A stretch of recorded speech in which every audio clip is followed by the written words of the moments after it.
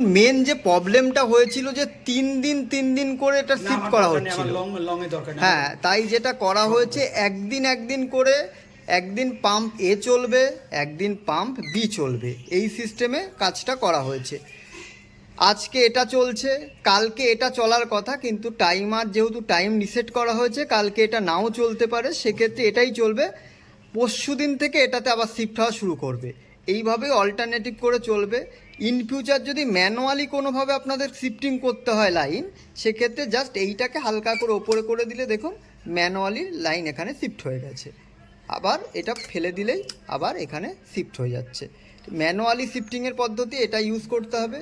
আর বাকি যে আপনারা জানেন এই পাওয়ার সুইচ দুটোরই অন থাকবে, আর দুটোরই ক্ষেত্রে এই ম্যানুয়াল সুইচটাকে ঠিক তার বিপরীত ডিরেকশানে রাখবেন, মানে সবসময় অফ রাখবেন। এটাকে অন করবেন না, এটাকেও অন করবেন না, আর এটাকেও ম্যানুয়ালি অন করার দরকার নেই।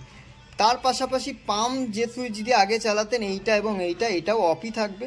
ইন ফিউচার কোনো কারণে ডিভাইস খারাপ হলো বা জল পাচ্ছেন না, এমার্জেন্সি চালানোর ক্ষেত্রে কিন্তু যে কোনো সময় আগের সিস্টেমে আপনারা শিফট হতে পারে।